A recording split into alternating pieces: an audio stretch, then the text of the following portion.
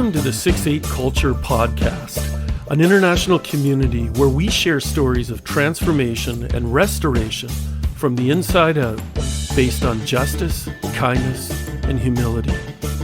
I'm your host, Rob McKinley.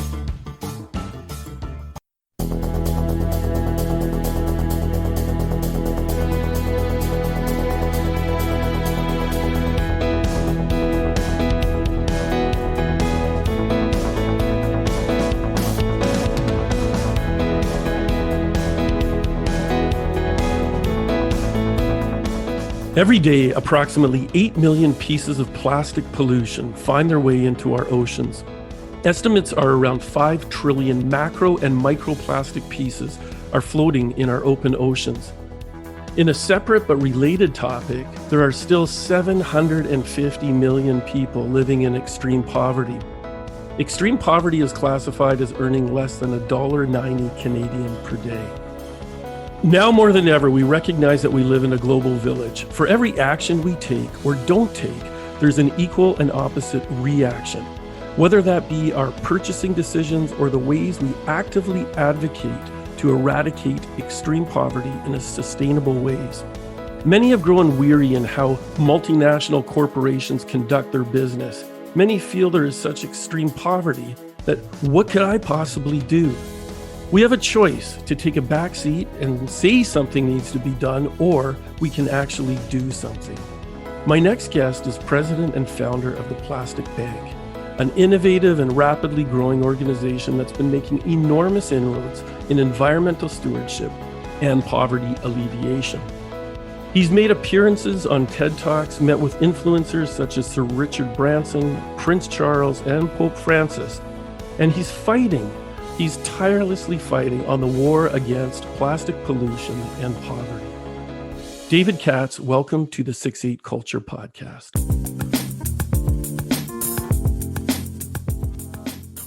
Yeah, thanks, Rob, and thank you for the beautiful introduction and preamble there. It was very nice. Thank you, Rob.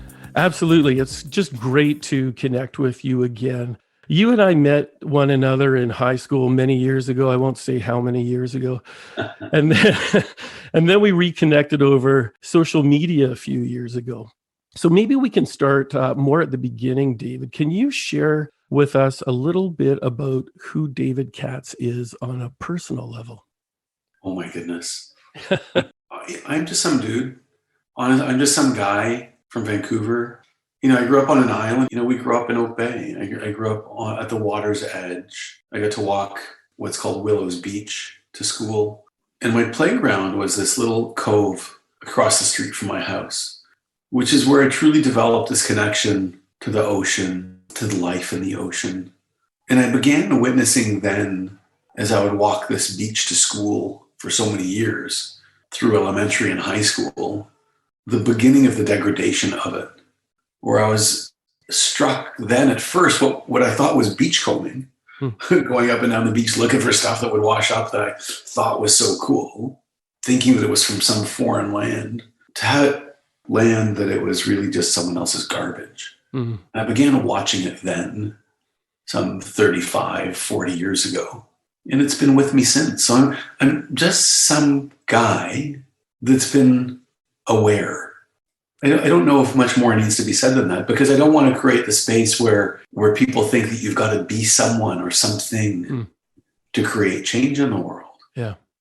You don't. You don't, but you have. You don't, and you can. And you can. Everybody can from where they are. Yeah. So what got you from this anonymous kid in Oak Bay walking Willows Beach to the place you are? There's been some formative steps in your life. And I think that personal testimonies can be some of the most transformative tools in making our world a better place. And for people also not feeling quite so isolated in their pain or their perception that they really can't do it. There's these people that are doers, and there's these people that are watchers in the audience. I think often we're transformed through our pain and through our trials. We are transforming. That's what's called upon us. And inside of it, it's a condition to say pain. We're conditioned to look at things that don't go our way as being bad. The pain is a story or an emotion that we place around things not going the way that we anticipate them going. Wherever we were taught that. You see, we really truly are the product of every experience and every decision we've ever made. Some get to look at them and go, gift, fantastic. What was inside of all of that, where I get to learn and become, grow, evolve, contribute, give service from. Some will look at the exact same circumstance and go, that is my infliction. That's right. Like that old Puritan proverb that says the same sun that melts the wax hardens the clay. That's how we look at it. It's only how we look at it. It's not even how we look. But to build on that, it's not just how we look at it, but how we react to it. What is our action as a result of it? So we've all gone through some tough times in our lives. And like you said, it can really, in summary, it can make us bitter or it can make us better. Are there any tangible trials that you've been able to go through that have helped you contribute to the world in a much greater place, in a grander narrative than just yourself? Oh my goodness! I'm going to share this within this podcast. I don't make this next conversation truly public because so many people have a story over what I'm about to share with you. Okay. So many people believe they go into a place of pity. They have an inability to understand that losing a child is surmountable. They believe it's insurmountable. Mm-hmm. So in the communication of that, I hesitate only because then people they view me and the situation differently, thinking, "Oh, how poor, how sad."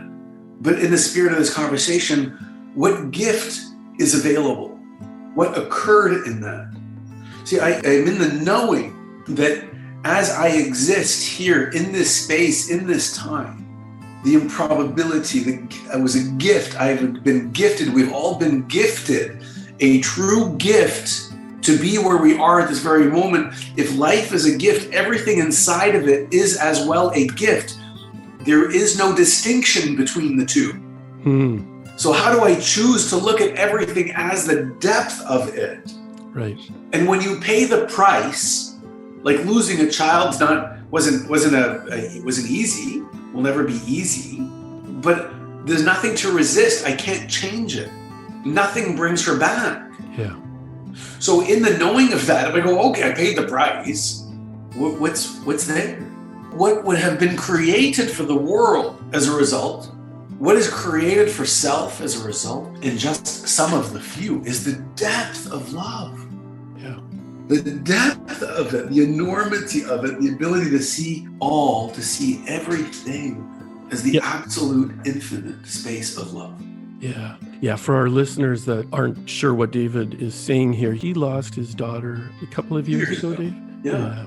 2 years ago, unexpectedly, while we were around the world traveling, getting the news, having to travel back for all of that. Yeah. Losing a 17-year-old daughter that was a big thing for most people most don't have an inability to overcome that. Yeah. Because they play such a story over it. That's and they want to be right that they've been wronged. Yeah. And they will go with them through the rest of their life saying, oh my goodness, they identify with it, going, oh, I'm the parent of a child who died. And then they make that their identity. Yeah. I can't identify with losing a child in that way. I lost my father just before my 5th birthday.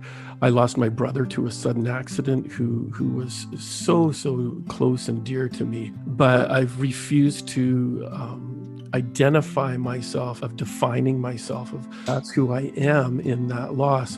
But looking through the lenses of gratitude, it changes our perspective and enables us to be catalysts of greater change for people, seeing the gift in that.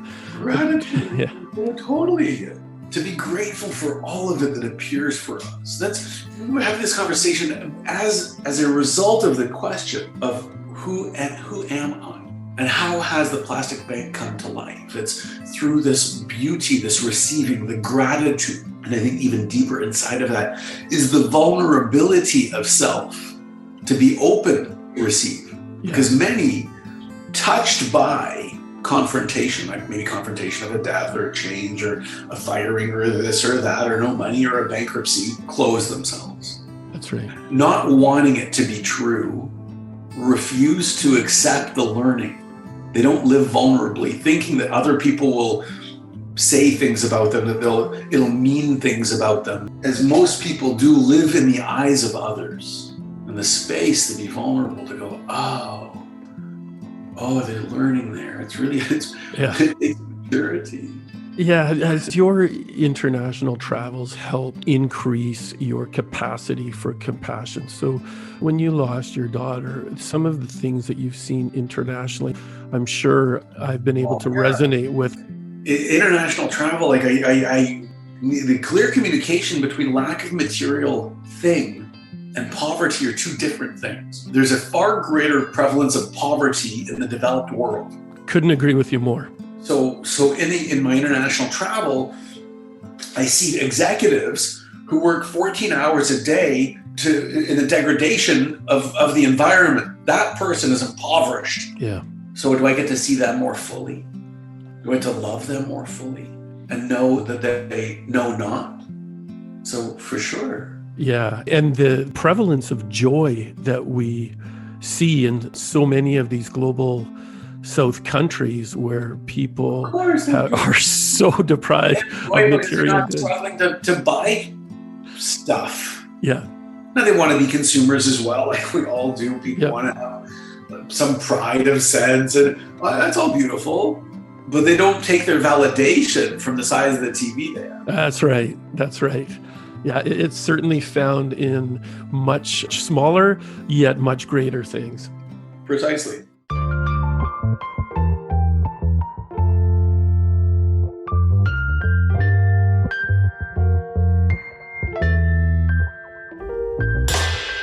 Now, David, on the plastic bank, was there on your journey towards starting this, is there a person or a turning point in your life that significantly impacted you and actually changed the trajectory of your life?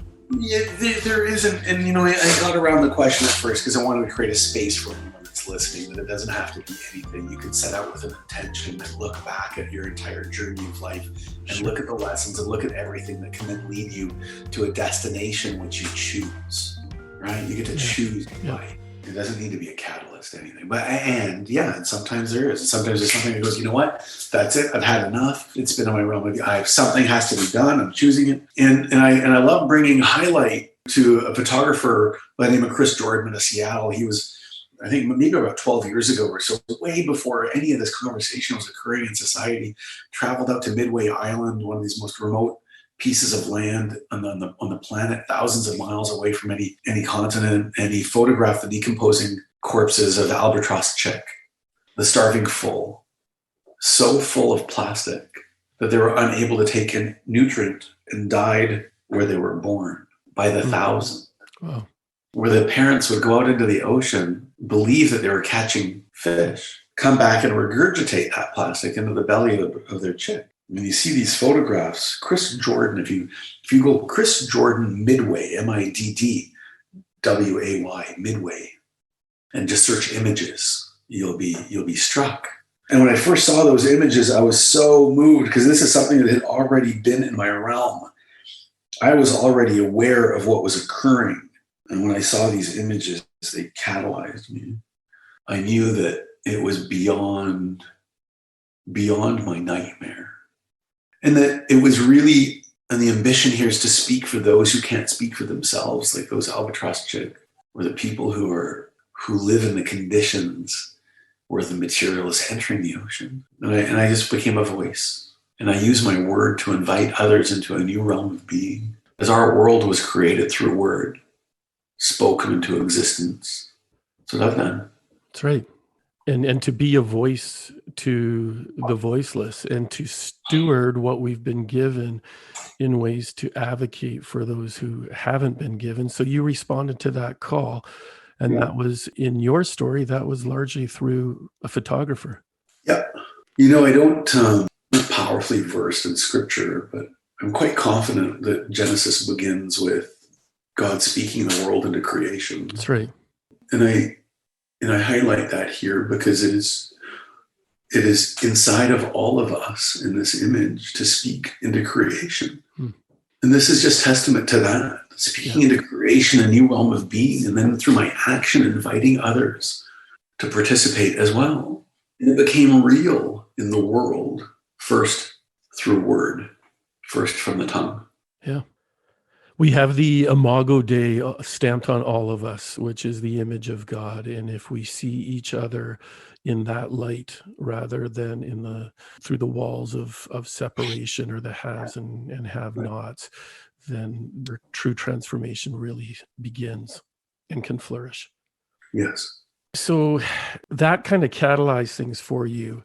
Now, can you share a little bit on Plastic Bank's beginning? So how did that start with the first step, and then what morphed into how you're currently working right now? I think the most important element, what needs to be communicated before any of the other stuff, the doings, was the decision. The most difficult part was deciding to do it. And I know where you're going with the questions, but I really want to build wisdom here. I want to give something that is powerful for people to take away. Yeah. Who cares about the steps? If you don't make a decision to do it, who cares? And so many people plan all of the steps and they try to go through and make sure that no mistake will occur. It's not good enough to start yet. Right. It's not the best yet. And the best is the powerful enemy of the good enough. Because when you make a decision, action is the best and the good enough. I don't care what you say, because what you do screams so loudly. Right. So just taking the initiative, just saying it, just doing it, like the old Nike commercial used to say, just do it, was the most important step. There was a step in advance of that when I had this idea, because I traveled to a place it was a learning event called Singularity University. It was in Silicon Valley. It's great minds get together to talk about what they term the global grand challenges, the challenges of the world that affect the base billions. So I went there in mind, looking for where may a solution lie for the ocean. And in the moment of discovery, this ideation, like this conversation, I'd ask everyone, if every bottle or every piece of packaging you were to see was $5, how many would we see in the ditch, in the tree, right, garbage bin? None.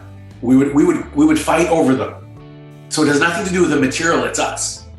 It was the way we view it, because right now it's viewed as being discardable and beyond me.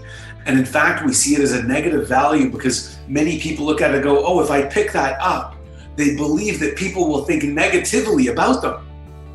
Or you have such a low social class that you go pick up garbage. That is where the problem lies. So the solution inside of that problem was, how might we change the material to look like it's worth $5 each, or $20 or $50, or $1 billion? How do we change what is inside the mind of the person who views it and not the material itself? I see where you're going with this. Like the example of school tuition in Haiti.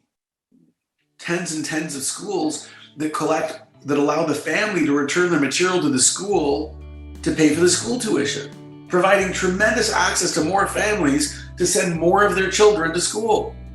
The government doesn't pay for education there, it's user pay. Roughly $20 a month, hundreds of thousands of children are not in school. Yeah. Never end poverty in that country. Can't end illiteracy, how will you end poverty? If you can't end poverty, how will you end the flow of plastic from entering the ocean, gender inequality, nutrition, etc., etc.? Don't forget the SDGs, the Sustainable Development Goals, are in order from 1 to 17. In order, number 1 being end poverty. The others are reliant on our initiatives to end poverty. When the school accepts plastic as money, The family doesn't necessarily look at the plastic bottle as plastic anymore. They don't look at it as garbage. They don't even look at it as the $20 a month. They look at it as just that, the end of poverty. Oh, if I return plastic and now my child gets to go to school, the probability of my poverty ending in my future is now at least a possibility. And I think for them, a probability. Yeah. Again, when we were talking about gratitude and thankfulness and tragedy and pain, it's the lenses in which we look through it. It's Correct. all about the lenses in which we look through. All of life is life is not as it is. It's as we choose it to be. Yeah. An interesting challenge came to my mind when you were talking about that and talking about the costs of the plastic bottles and whether that's 5 cents or the value is $5 or $10 or $1 billion. Yeah. During one of my travels to the country of Cambodia a few years back, I ran into a community. It's about an hour northeast of the capital of Phnom Penh. This city has almost no clean water, and there are truckloads upon truckloads upon truckloads of water being transported into this city in bottles. And there are NGOs working on trying to dig wells and that. But for people largely in North America that have the luxury of choosing whether or not to buy bottled water, in many global South countries, a lot of the people don't have that choice. Now, I realize that their bodies become accustomed to certain drinking water, but they also have a lot of infection, intestinal issues and things. So is there anything that we can do to be part of the solution on eradicating the plastic consumption in countries that seemingly don't have an option to do that? That's beautiful. What we can do is we can continue to create a demand. What's immediate is we can continue to create a demand for the material that's collected from those areas. So that even under the condition where they still use that material, something is occurring with it. It's not going to landfill or flowing into the stream or the canal or the river. Yeah. So that an ecosystem can be created, so the value of the material is realized, so that we can change the lives of the people who are collecting the material simultaneously. That's very simple. Yep. Now, our material that we collect is social plastic, not recycled or virgin. Social plastic, as the name would imply, it's a material whose value is transferred through the lives of society. Now that material we collect, like material from Indonesia, the Philippines, right now that's in Windex bottles or Mr. Muscle bottles, it's in some Hugo Boss products, it's in all kinds of things. So if you buy something with social plastic in it, you are in fact participating. So for those people who haven't heard of the concept of social plastic, you just touched on it there. Are there ways that they can identify that on the bottle? And are there more companies that you might be able to highlight in which they can support in terms of social plastic? Yeah, let's take a step back too, because so for those who might not know, I think we're most affectionately known as a global chain of stores for the poor, where everything in the store can be purchased using plastic garbage, from school tuition, medical insurance, cell phone minutes, Wi-Fi, clean water, groceries, everything available using garbage as money. Collect material by mass and pay for the things that you have only dreamed of buying, using the garbage beneath your feet that would otherwise flow into the ocean. Yeah. So even stepping back one more step, can you share how that started and what the Plastic Bank actually does in commodifying the plastic into this? So yeah, maybe just touch on some of the countries you work in and step one, this is how it works. Sure. We began in Haiti. I used my word to create the space.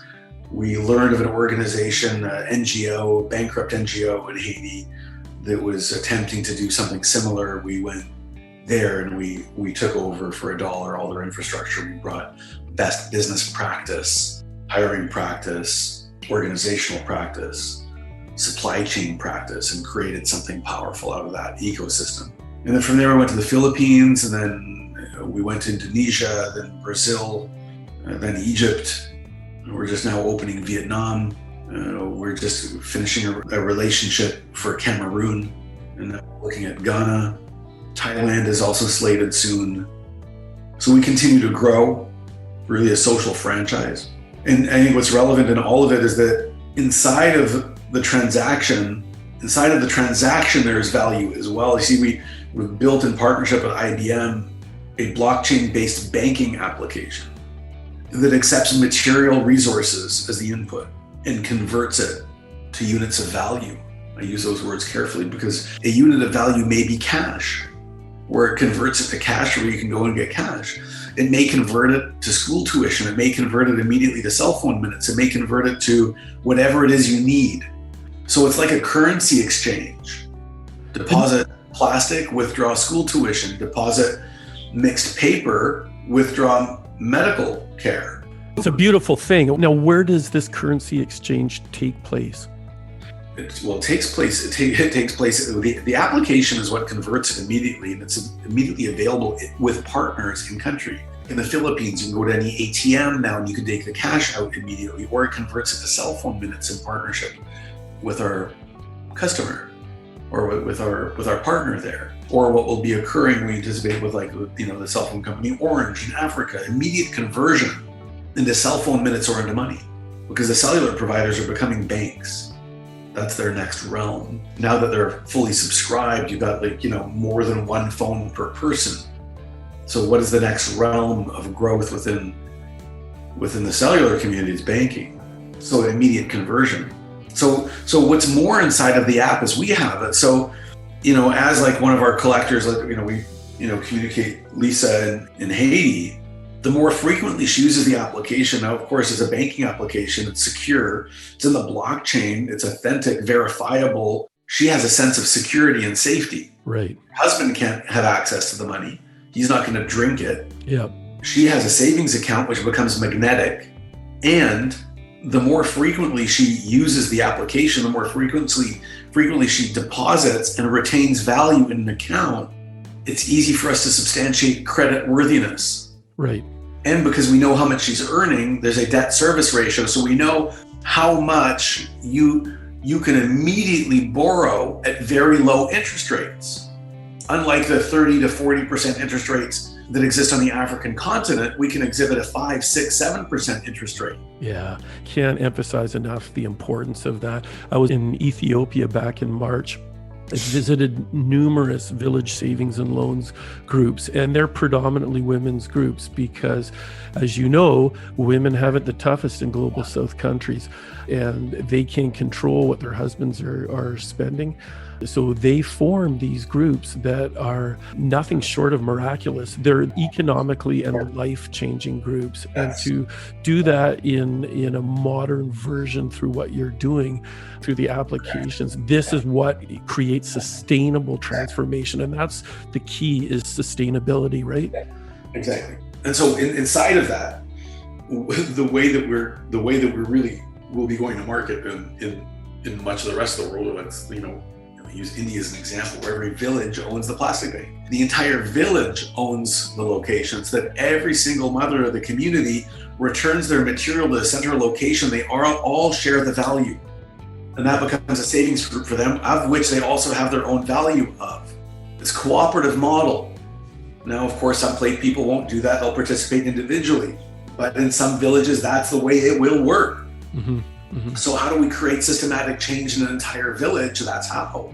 I love that. I take it from a Persian parable of fields of diamonds. Talked about this farmer who was seeking wealth, sold his farm of goats to go out and try to seek diamonds that he had heard about. Died a pauper, where the very person who bought the farm with the goats discovered under his feet fields of diamonds. There's wealth where you are. So what we do to add to the parable is that, like, if you were to have a field of diamonds and there was nowhere that you could exchange the diamonds at, like you couldn't buy anything, no one would barter with you, there was no bank you could deposit the value of the diamonds in, they're worthless. So our existence in communities reveals the inherent value in something that others could only not see worth in, because there was no way to have the value appear. So when we go into every community, and now it's like, oh, it's a bank for that, what? And I get credit, and I get an identity, and I have a bank account, right? And I can borrow greater sums of money. There's just so much power if we it's the infinite space inside of it. It's connected with love, the spirit, this love, the verb, action. You see, it's win, win, win, win, win, win. It's exponential win. Everybody and everything wins. Yeah, there's scripture in the book of Joel in the Old Testament that talks about redeeming the years in which the locust had stolen. And that really comes to mind when I think of the regenerative work that the plastic bank is doing. Regenerative is such an important word. Regeneration, a regeneration economy, a regeneration society where people's existence perpetuates the existence of others. Yeah. To regenerate not just the earth, but the souls on the earth. That's right. It's about dignity. It's about human dignity. It's about everyone having that face of God stamped on them, regardless of ethnicity, gender, location. Amen. Yeah. And that's, one of our powerful programs, one of these we have to really be exponential. We're going to be everywhere, and we have to grow. There's lots of programming, so much to do with this, and beautiful and powerful things we get to do. And one of those is within congregation, and what we've powerfully created now within the Catholic Church. It's powerful because it's distributed as a management structure in it. Is this place where every congregation gets to become a location, just like within the village in India, a small village in Brazil. The church itself becomes the collection location. Right. So the parishioners are encouraged to not just bring offering, but to bring the recycling with them as well. So once a week, every family just takes all of their material with them. They don't put it in the garbage anymore. They don't burn it outside. They take it with them to church. It's fantastic. And that's really what the church is to be doing. It is, which is why the church is so enlivened. And so service over creation, service over the poor, with a place for anyone to be tithing to. Everyone can come in. What? Exactly. Everyone has the ability. So it just warms my heart hearing this, David.